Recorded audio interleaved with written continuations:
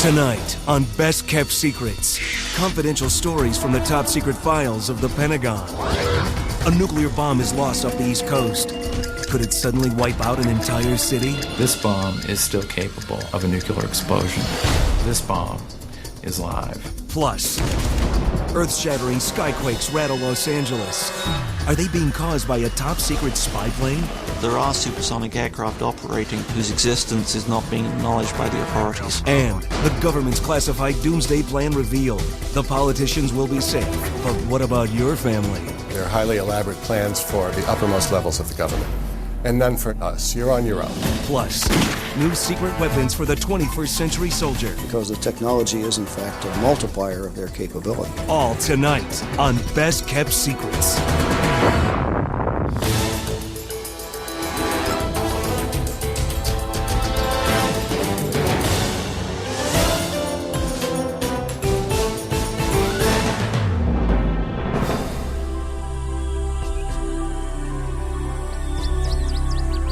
Savannah, Georgia, the belle of the South, a city rich with history, gracious hospitality, and magnificent architecture.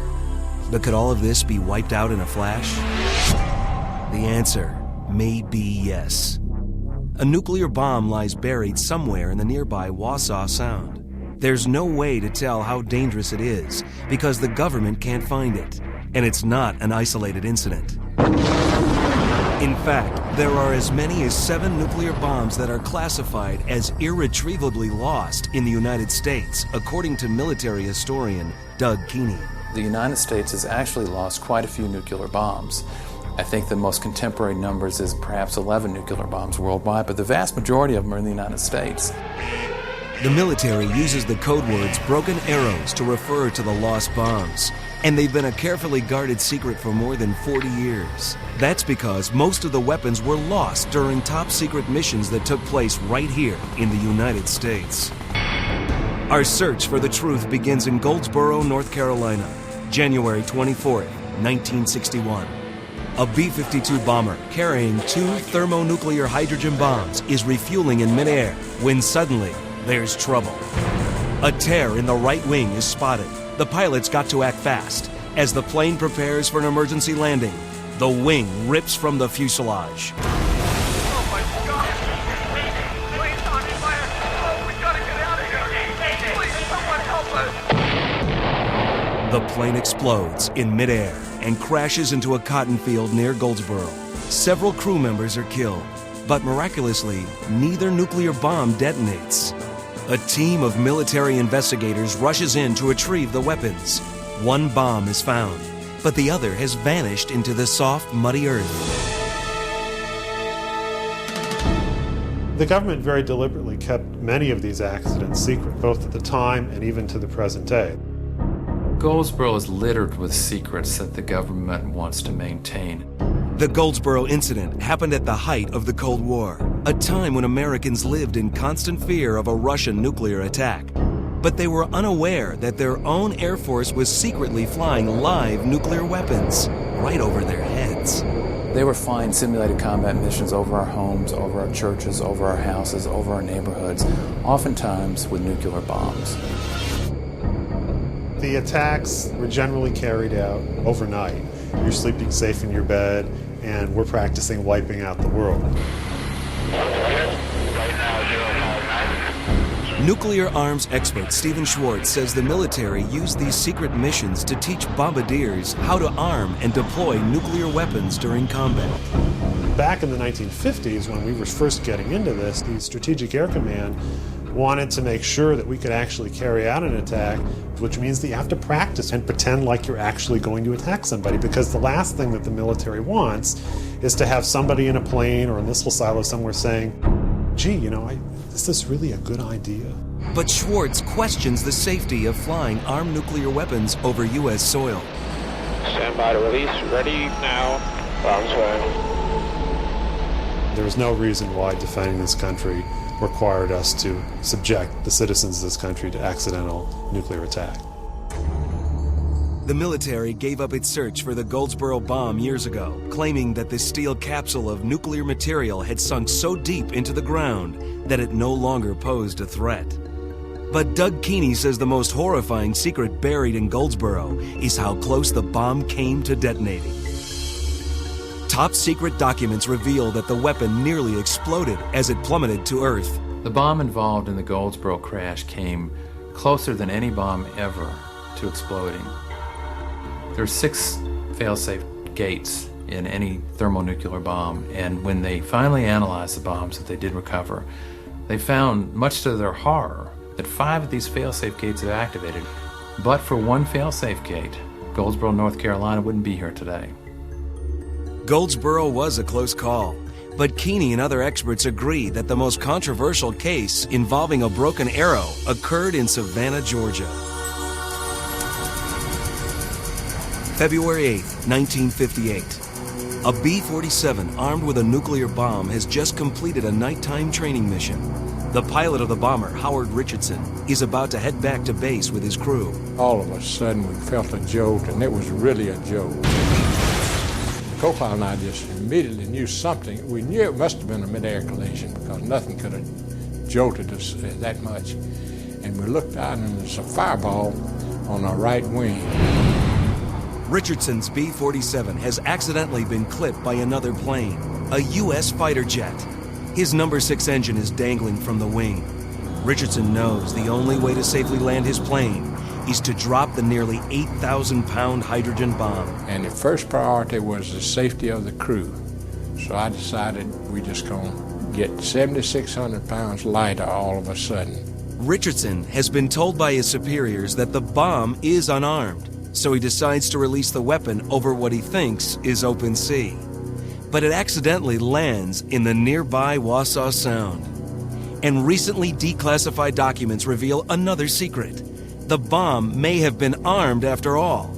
If the bomb had detonated, Keeney says it would have leveled the city with a blast as powerful as 3.8 billion pounds of TNT. If the Savannah bomb were to go off, the destruction that would then ensue is beyond human imagination. Nuclear weapons are just so powerful. The thermal pulse, the shock wave, radiation, the carnage it would visit upon any city, much less a beautiful city like Savannah, Georgia, is really beyond our own imagination. But the bomb did not detonate, and today it remains buried in these murky waters. Until it is found, Keeney believes it's a ticking time bomb that continues to pose a threat to the people of Savannah. From what we are able to determine from the documents that have been released, this bomb is still capable of a nuclear explosion. This bomb is live. But even if the bomb is live, others argue that there's very little chance that it could explode today. Does it stand a chance of going off accidentally at this late date, being so waterlogged and corroded? Almost certainly not. But it nevertheless should be a matter of concern. The military stopped searching for the Savannah bomb only 6 weeks after it was lost. Some say the investigation was just too expensive. They just decided that it wasn't worth the time and money to try to find a bomb that they could, after all, get easily replaced by the Atomic Energy Commission. The U.S. government apparently has no plans to resume the search for the Savannah bomb, and it refused our requests for comment. But Howard Richardson wants the government to find it and put an end to the speculation that the bomb is still live. I wish they'd go back in and settle this once and for all, because I think the detection equipment is much better than it was back in those days, 42 years ago. But the military's best-kept secrets are not all decades old. Some involve events that are yet to come.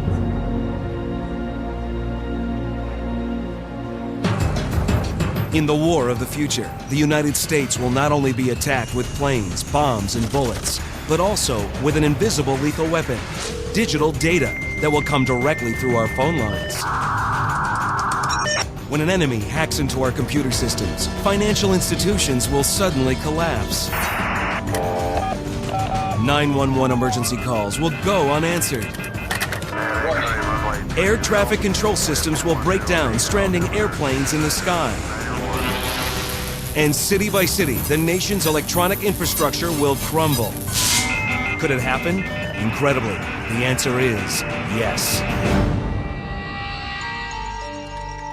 So now, the United States is fighting a secret war. one designed to stop computer terrorists in their tracks. Potentially, we face a virtual electronic Pearl Harbor if we don't get things together. It's no secret that everything Americans rely on, from transportation to finance to telecommunications, is linked to elaborate computer networks. And the nation's top information security analyst, Win Schwartau, believes that the U.S. is vulnerable to an electronic attack. The nation's computers today, the critical infrastructures, the very blood that makes this country and a good portion of the world operate and function today, are very poorly protected. Schwartau says a foreign adversary or cyber terrorist doesn't even need to be an expert computer programmer to hack into our critical systems. In some cases, it can be done with nothing more than the click of a mouse. What you're doing, in a sense, is you're building a national consensus that this is a national emergency and actions have to be taken. Dr. Daniel Keel is a leading expert in information warfare strategy. He says even the smallest and poorest nations could pose a threat to the United States and should not be underestimated. If another country is militarily weak conventionally and we are strong in that area, then they're not going to oppose us that way. They're going to oppose us some other way, perhaps using information warfare. But here's another secret. Dr. Keel says that the Department of Defense's computer systems have been broken into tens of thousands of times by foreign and domestic hackers. So now, the U.S. military is launching a top-secret counterattack. Kelly Air Force Base, San Antonio, Texas. Good afternoon. We've been granted a special access to a heavily guarded facility called the Air Intelligence Agency. It's the maximum security nerve center of the Air Force's battle against information warfare. Although it's highly classified, Colonel James Massario agreed to take us inside their futuristic war room. In this information age, you have to make sure that you're protected from all different angles and at all different sides. In order to do that, the threat can be coming from anywhere. And because of that, we have to protect all of our computers throughout the Air Force. And we do that with different sensors. So let's go into the F. Room 10 hut. 24 hours a day, 7 days a week, a highly skilled cyber team is on the lookout for any intruder that attempts to break into the Air Force's computer database. I have 3 alerts up. The one that's most important right now is the one that shows shadow. To assist in the search for electronic terrorists, the Air Force has developed a digital detective program known as ASIM. This top-secret program monitors every Air Force base in the world. If an electronic invasion occurs, the team is alerted within 30 seconds. Immediately, they begin to track the intruder. Each day, there are between 800 and 1,000 alerts, but not all of them pose a threat. One of the problems that we have with this is identifying who's the bad guy at the other end of the wire. Somebody's at your front door, your electronic front door of your networks, and they're knocking away trying to break in. Who is it? Is it a 15-year-old kid sitting in his parents' attic? Or is it some fanatic for some purpose, some terrorist group, some religious group, whoever it is, 10,000 miles away? You don't know.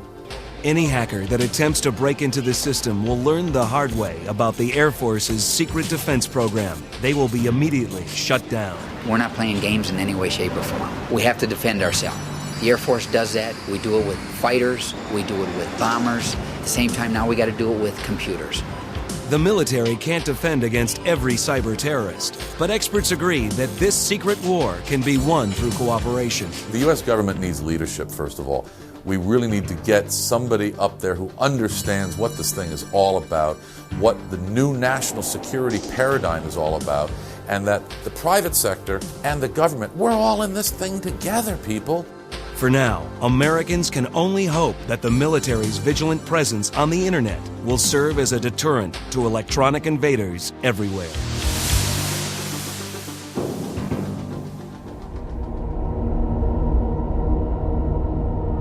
Another one of the military's best-kept secrets was revealed early on a Thursday morning in the city of Los Angeles, June 1991. It's not an earthquake. This powerful shockwave comes from somewhere above. Seismologists at the U.S. Geological Survey tracked the sonic boom across Southern California. It's caused by an unidentified object, invisible to radar, that moves at a speed approaching Mach 4, nearly 3,000 miles per hour. Then, the UFO vanishes near an Air Force base in southern Nevada. In the years that follow, these mysterious skyquakes occur several more times. What could possibly fly so fast and create such an intense sonic boom? Some believe it's a new top-secret spy plane called the Aurora. There are supersonic aircraft operating whose existence is not being acknowledged by the authorities. Aerospace journalist Bill Sweetman claims this mysterious aircraft was accidentally revealed in the 1986 Pentagon budget, along with existing spy planes, the SR-71 and the U-2. It was an editing mistake in that edition of the budget, and not surprisingly, it disappeared from the budget after that. Then, in the late 80s and 90s, rumors about the Aurora's amazing capabilities began to spread. The Aurora is a supersonic, possibly hypersonic reconnaissance aircraft that replaces the SR-71. Most likely, it combines very high speed, probably in excess of 2,000 miles an hour, with improved low observable or stealth technology relative to the SR-71. Sweetman believes it might even be able to fly above the Earth's atmosphere, undetected by radar. Something like Aurora would certainly use some very advanced technologies. Only a few facilities in the country could design and build a high-tech spy plane like the Aurora. Sweetman says it is most likely being assembled at the Lockheed Skunk Works plant in Palmdale, California. While Lockheed refuses to confirm or deny that it's working on the Aurora, the company has a long history of building spy planes for the government. In fact, it developed the Aurora's predecessors, the U-2 and the SR-71 Blackbird. In 1990, the SR-71 was officially retired. I think it's very, very strange that the SR-71 should have been retired as abruptly as it was, and even stranger that it was retired without any major complaints from the Air Force. Sweetman believes the Aurora is most likely the replacement, and it's now being tested at a top-secret Air Force facility in the Nevada desert, known as Area 51. That would explain those mysterious sonic booms that have been traced to southern Nevada. This is basically the Air Force's secret equivalent of Edwards Air Force Base. For decades, conspiracy theorists have suspected that Area 51 is the military's secret storage facility for captured alien spaceships. But serious-minded government watchdogs like Don Emery, who manages the privately owned Area 51 Research Center, believes the mysterious UFOs in the Nevada sky were made here on Earth. The Area 51 Research Center was set up to try to find out what's actually going on at Area 51 and other bases like that around the country. Emery agreed to take us to the top secret base, but first, he showed us how workers are shuttled to and from Area 51. A316 Delta Bravo, flight in. Just off the Las Vegas Strip, tucked into a corner of McCarran International Airport, is a restricted facility called the Janet Terminal. This is where the Area 51 workers pick up the planes and are actually taken into Area 51. Real hush-hush operation. They don't like to even acknowledge that it's here, although obviously there it is. Janets are an unmarked 737, a white plane with a red stripe down the center. They ferry the workers in and out of McCarran Airport and take the workers up to 51. It's usually 10 to 20 flights a day. We were denied access into the Janet Terminal, but we were able to obtain footage of one of the planes taking off. By air, it's only a 30-minute flight north to Area 51. Janet Terminal, clear the turn to final. But we had to take the 2.5-hour drive through the rugged desert of the Nellis Air Force Range.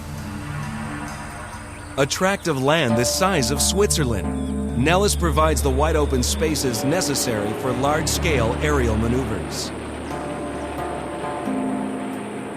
In a remote corner of the range sits Area 51. Shrouded in secrecy, it's one of the most heavily guarded sites in the world. Its outer perimeter is monitored by a network of carefully concealed surveillance equipment. Its entrance roads are marked by warning signs and guarded by a special security force. The camouflaged officers are seldom seen outside of the unmarked vehicles that they use to patrol the area. But they make no mystery of their mission. If you take one step into restricted territory, the officers are authorized to use deadly force. That's because the secrets they're guarding are critical to national security. The government's so secretive about the base because it's the most advanced technologies coming out of America right now. The base was created in 1955 as a joint venture between the CIA and Lockheed Martin Skunk Works to first develop the U-2 spy plane. And from there they went on to develop the SR-71 Blackbird. The stealth planes came out of there, stealth fighter and stealth bomber. A lot of advanced prototypes, all developed out here at Groom Lake. While the military refuses to acknowledge the existence of Area 51, recent satellite photos prove that the airbase not only exists, but it's expanding. Recently, there were newer images released from Russia. It's a new spy satellite photograph. It was March of 1998 that the image was actually taken. The last satellite image that we have was from 1992. And comparing the two, the base has literally doubled in size since that time. What's happening behind the veil of secrecy at Area 51? Could the government actually be testing a hypersonic spy plane? The Air Force denies that it's developing anything like the Aurora. But several witnesses have seen what they believe are telltale signs, such as these oddly formed exhaust trails in the sky. Sweetman says they could only be formed by an advanced pulse detonation engine, which is the type believed to give the Aurora its hypersonic thrust. Only a few people in the area have reported seeing the plane, but many more have felt its presence. A lot of people don't actually see the plane. They say by the time they look up in the sky, it's gone.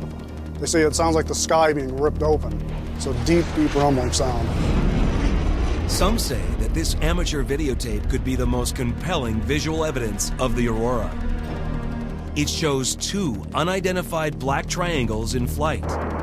At first glance, they appear to be stealth fighters or bombers. But a closer look reveals that these aircraft appear to have neither the V-tail nor the bat-wing design of stealth planes.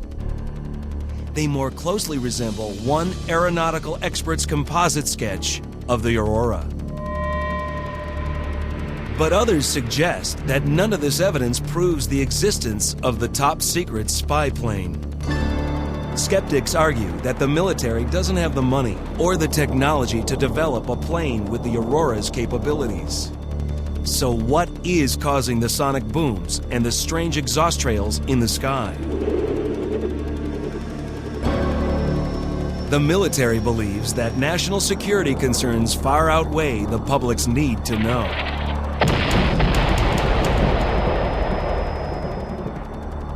But as long as the Pentagon spends billions of taxpayer dollars per year on secret projects, people like Bill Sweetman will continue to search for the truth. People who say, there is nothing out there, I would say that the size of the facility would indicate that there really should be some classified aircraft out there and some classified programs on a pretty large scale.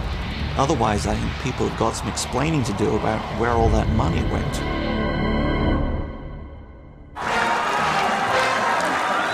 Another of the military's best-kept secrets surfaced at the 1996 Republican Convention in San Diego. Security is tight. Secret Service agents flank the presidential candidates on the lookout for trouble. Meanwhile, out in San Diego Harbor, a secret and elite Navy Corps patrols the dark waters on red alert. But the soldiers in this unit aren't human. They're dolphins. This whole project is a dirty little secret that's been very well kept. Rick Trout, a former Navy dolphin trainer, says these cute and lovable mammals are working underwater and undercover for the U.S. Navy. This top-secret program started in 1961 when the Navy rounded up dozens of wild dolphins and put them under scientific observation. The original plan was to build better submarines and torpedoes by studying the dolphin's hydrodynamic body structure.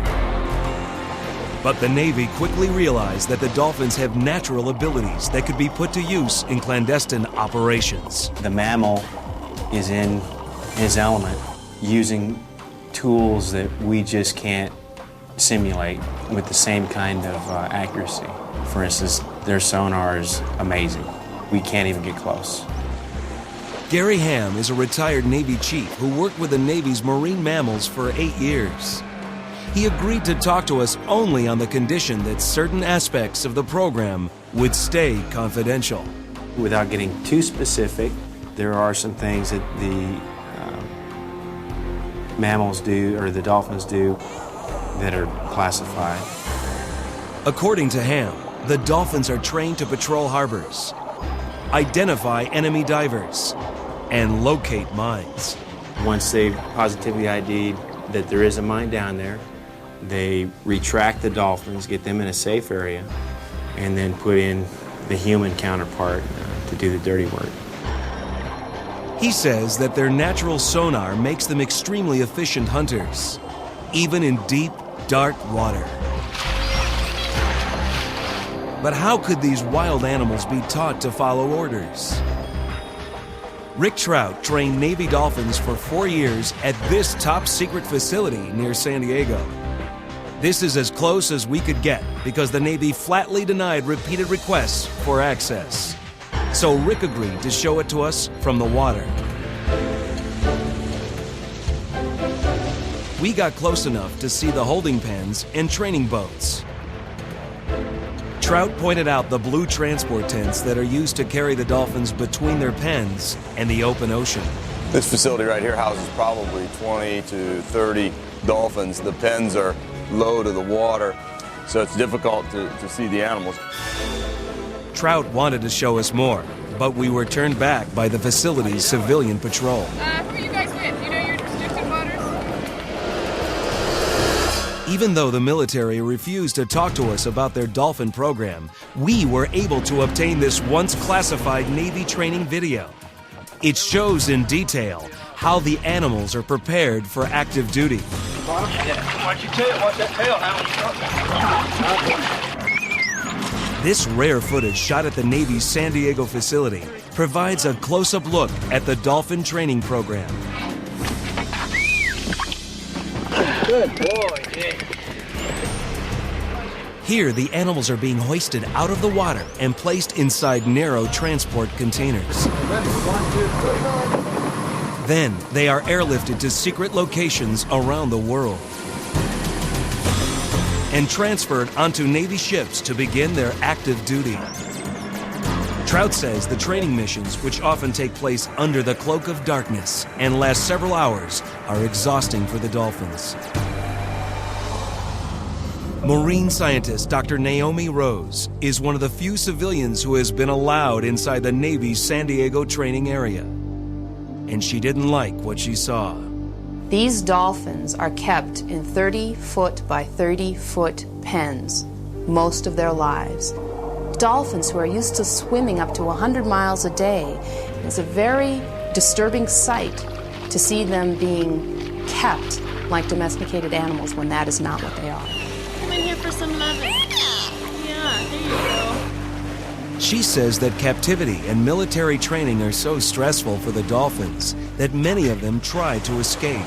9 dolphins have gone AWOL permanently in the Navy program out of a full complement of about 100+ animals overall.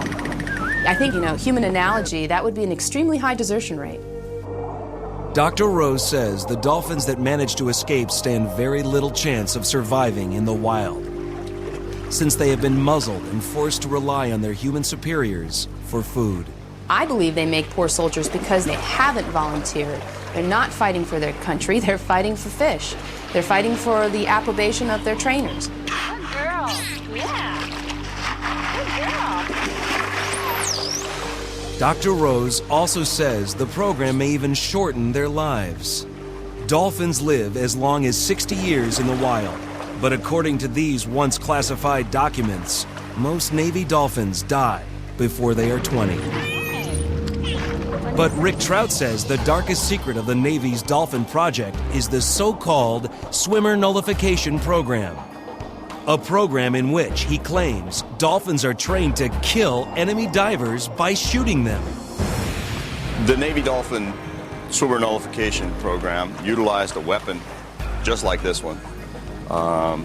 That the dolphin, after detecting swimmers, would come back to the boat and report whether it was a positive or negative detection, and then have this item, the nose cone device, placed on the dolphin's snout.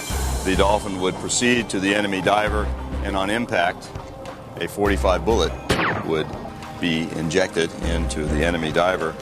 This part of the device would actually float to the surface, marking the area.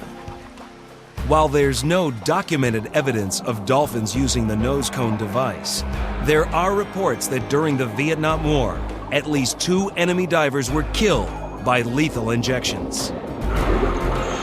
The alleged assassins? U.S. Navy dolphins. The Navy categorically denies that claim and refuses to acknowledge the existence of the Swimmer Nullification Program. But Rick Trout insists that it was in place when he worked for the Navy. In fact, it was during one of these training missions that he decided to quit the program. They had civilian divers rehearsing dolphins for nighttime duty, which meant they had to detect whether a swimmer was in the water, then have the nose cone weapon device put on their snout. The only time one dolphin came up even near me, she dropped the weapon, threw it off her snout, came up, put her chin on my shoulder, and I'm underwater basically talking to her saying, "You're supposed to be a killer." As long as the Navy continues to deploy dolphins on secret missions and refuses to answer the public's questions about its program, the debate will continue. The dolphin is a true warrior and a true teammate. You can see the bond that develops between a handler and his particular dolphin, because you know that together you're going to put your butts on the line and rely on each other completely in order to come home together. Come on, talk to me. Come on. Let's go. Yeah. Dolphins were not put on this planet to take orders, quite the contrary. They're kind of like juvenile delinquents in gray suits. Fun-loving creatures, and the last thing that we need to be doing is using tax dollars to teach them man's dirty tricks. Weapon retrieval, top secret patrols, swimmer nullification. These are just some of the ways that dolphins are serving in America's armed forces and protecting the nation's shores.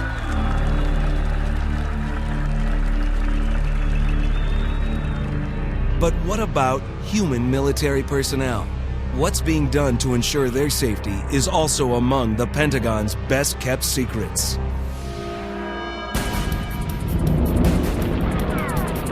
From the blood-soaked beaches of Normandy to the killing fields of Vietnam, the wars of the last century took a brutal toll on American infantrymen. In fact, foot soldiers comprise nearly 85% of all war casualties. And while the Pentagon spends billions of dollars on top-secret high-flying weaponry, it is also dedicated to the safety of the 21st century soldier. Our search for the high-tech weapons of tomorrow leads us to Alexandria, Virginia. Excuse me, sir. Let's see bed. Sure. Thank you, sir. The U.S. Army granted us rare access to this heavily guarded facility known as the Material Command Center. Here, the military is developing top-secret weapons for the soldier of the future. We work on new weapon systems, we work on computers, computer simulations, modeling, new training devices, and anything we can to give the technology edge to our soldiers in the next warfight.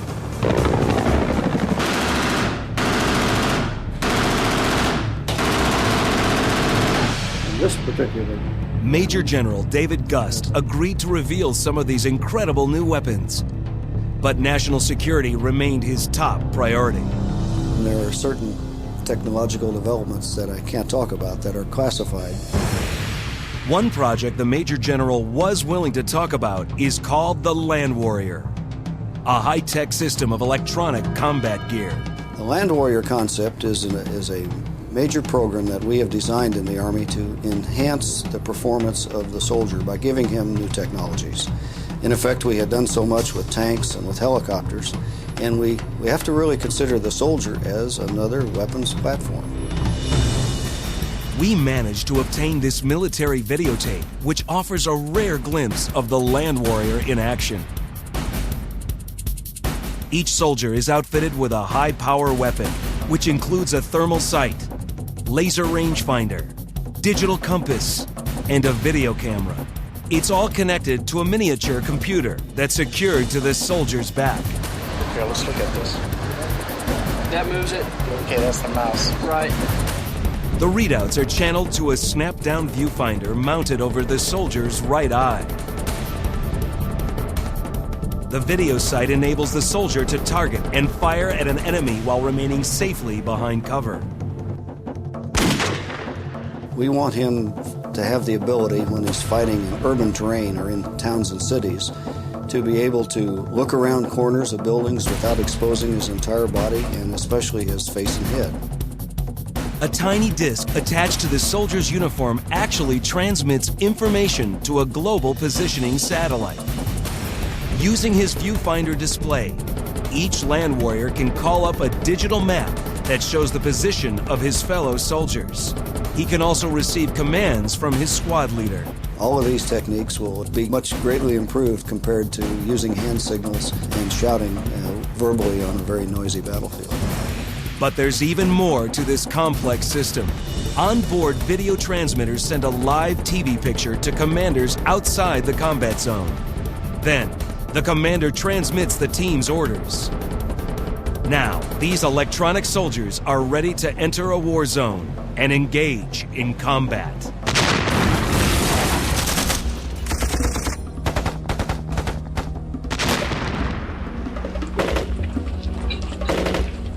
In recent years, American ground troops have been used predominantly as peacekeepers in urban areas. Brian Bender of the military publication Jane's Defense Weekly says that trend is likely to continue. Everything that goes into training a soldier has to almost be redone, because instead of fighting a big war, you're going to be policing a street. You're going to possibly be forced to deal with refugees in populated areas where it's going to be very difficult to know who your enemy is. The challenges of urban combat make the top secret Land Warrior system critical to a soldier's survival. As this rare footage shows, the U.S. government is developing even more secret weapons. In the air, this tiny remote-controlled plane, equipped with an infrared camera, can track the enemy without detection. On the ground, these remote-controlled robots, called critters, use sight and sound sensors to scout out danger. Designers hope that someday, critters will be able to function anywhere, even underwater. Whether on treads or crab legs, these high-tech warriors will be an effective way to ferret out danger. What the critters see is transmitted to TV monitors, so that commanders can determine strategies at a safe distance. All of these are designed, of course, to provide an extra set of eyes on the battlefield to the commander. What else is the military developing? In the future, soldiers might even fly in high-tech gliders. They're among the biggest secrets in the military's research labs. Another project in development is called Smart Camouflage. The computer-controlled fibers in the suit can change appearance like a chameleon to blend in with a soldier's surroundings. But could all this top-secret gadgetry overwhelm a soldier's natural instincts? You definitely run the risk of information overload, where not only will the information not help you, but it may even inhibit what you're doing by confusing you. The general disagrees. What we have to remember is that today's soldier and the soldier that we are going to be bringing into the Army over the next 10 or 15 years is very computer literate. They will not only be able to use that technology, but it will enhance their performance because the technology is, in fact, a multiplier of their capability.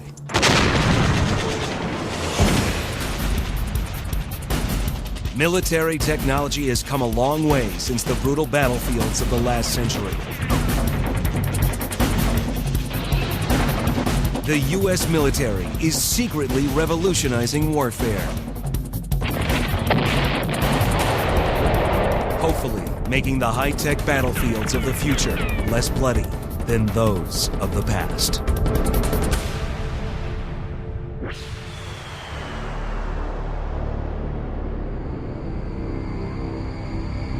But what about nuclear confrontation? Is the U.S. prepared for that frightening possibility? Without warning, a battery of nuclear missiles blast through the sky. The rockets soar toward their destination, the United States. Could it happen today? Defense experts say that this nuclear nightmare is more possible now than ever. The fact is there's still 32,000 nuclear weapons in the world, and the chances of them being used are, in fact, probably greater than they were during most of the Cold War. Despite what many Americans might think, Russia isn't the only nation that poses a nuclear threat to the U.S. Communist China tops a growing list of countries with nuclear capabilities. Then you've got other countries like India and Pakistan that have nuclear weapons. There have been reports over the years that Libya has tried to buy nuclear weapons from various places. North Korea had a nuclear weapons program, which we fortunately were able to stall, and certainly Iraq has had an active nuclear weapons program. There's a great fear today that someone somewhere might try to acquire or use a nuclear weapon against the United States, and I think there is some rationale to those fears. For obvious reasons, the U.S. government takes the threat of nuclear attack seriously and has strategic plans for just such an event. But nuclear arms experts say that most Americans would be shocked to discover that their government's doomsday plans don't include them. The plans for the government and the plans for the public are two very different things. They're highly elaborate plans for the uppermost levels of the government, and none for us. You're on your own. According to defense analyst Robert Norris, during the Cold War, the U.S. government set up top-secret emergency command centers for high-ranking officials only. One, which is still operating today, is called Mount Weather.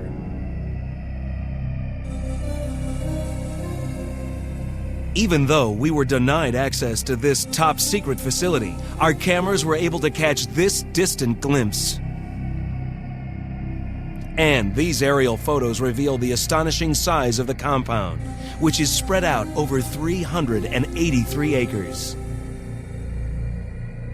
Blasted out of the Blue Ridge Mountains, Mount Weather has long been rumored to be the designated safe haven for the president and his top staff during a nuclear strike. There were people within each department of the executive branch who were designated to be the people to go to Mount Weather. Now, were they told you could bring your family along? Could you bring your friends along, your pets? No, you had to go by yourself. The same rules applied at the Greenbrier Hotel, which during the Cold War was where members of Congress could go in the event of a nuclear attack. For decades, the gentry of Washington vacationed at this West Virginia resort, unaware that 6.5 stories beneath them, a secret city waited to accommodate only the chosen few.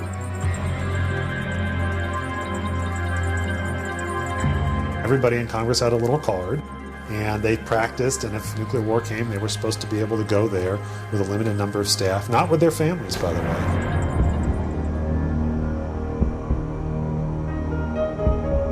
The sprawling underground bunker at the Greenbrier is sealed from the outside by 40,000-pound steel doors.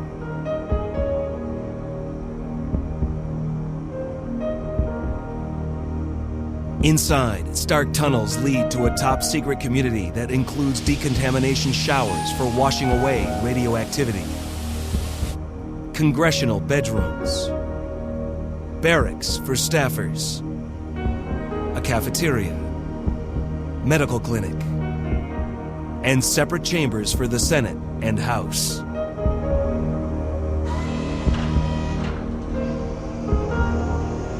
In every way, the government is prepared for the worst. This incinerator isn't just for trash. It can also be used to dispose of the fatalities of a nuclear blast. It wasn't until 1992 that the government finally admitted to the existence of the Greenbrier bunker. And when it did, national security was cited as the reason for keeping the 32-year-old secret. The initial reason, I think, why these plans for doomsday were kept secret was to avoid tipping our hand to the Russians. We certainly didn't want to let them know where we were building alternate command facilities because they would simply go and target them. We also didn't want to unduly panic the public, who of course was not being protected. The Greenbrier bunker is no longer in use, but one thing hasn't changed since the Cold War. Saving the president's life is still the government's top priority in the event of a nuclear attack. That's because he's responsible for launching the counterattack. But most people don't know that the president is followed closely at all times by a military aide who carries the top secret nuclear attack plans for the United States. Those documents are kept inside a briefcase known as the football. Inside the football are some of the biggest secrets in the world. If the president had to open the football, he'd open up a fairly common-looking briefcase, and inside would be some loose-leaf folders, and in there would be the different menus of nuclear war. Also in there are some codes to authenticate that this is really the president, the commander-in-chief, contacting his forces around the world. In addition to the football, the president is secretly shadowed by a high-tech plane that follows him everywhere he goes. It's called the E-4B and closely resembles Air Force One. The E-4B is the President's Emergency Airborne Command Post. It's officially known as the National Airborne Operations Center. Its code name is Night Watch. In the event of an attack, the president would be whisked aboard the E-4B, where he could command the military from the air, safe from the destruction below. The plane is specially shielded against radiation and with mid-air refueling can stay in the air for as long as 3 days.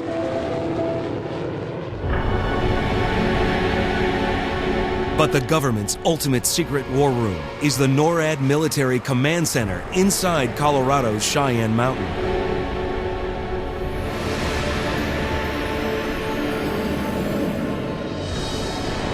NORAD, which stands for North American Air Defense, is the continent's first line of defense in case of nuclear attack. This rare footage shows NORAD's futuristic computer system that tracks ground, air, and space activities around the world. NORAD would be the first to know if the U.S. was under attack, and its warning systems would activate immediately. Bells and whistles are starting to go off, and they're being contacted to Strategic Command, to the Pentagon, and if a few more minutes went by, the President would be contacted and informed that missiles are on the way, and the fellow with the football would get closer to the President. Despite the military's careful and secretive planning, the latest nuclear launch technologies make it even more difficult for the U.S. to defend itself. During the Cold War, we had the luxury of time and geography so that if we launched an attack against Russia, or vice versa, with bombers it would take maybe 8 hours. With missiles, you might have 30 minutes. India and Pakistan, as soon as they launch, the weapon's there. It's gone. There's no warning time. There's nothing. So it's a very, very dangerous situation. But nuclear arms experts say the darkest doomsday secret of all is that little could be done to save humanity in the event of a nuclear showdown. The only real safety is if they don't go off at all and we don't have a war. There's no guarantee that even these elaborate plans are going to work. Today, there's really nowhere to go. There is no way to protect yourself from a nuclear attack other than being where it is not. Tonight, we reveal the secretive past of the U.S. military and seen a glimpse of its high-tech future. From hypersonic spy planes to cutting-edge weaponry. But these are only a few of the closely guarded secrets of the U.S. military. And there are certainly more classified projects fundamental to national security that remain among the military's best-kept secrets.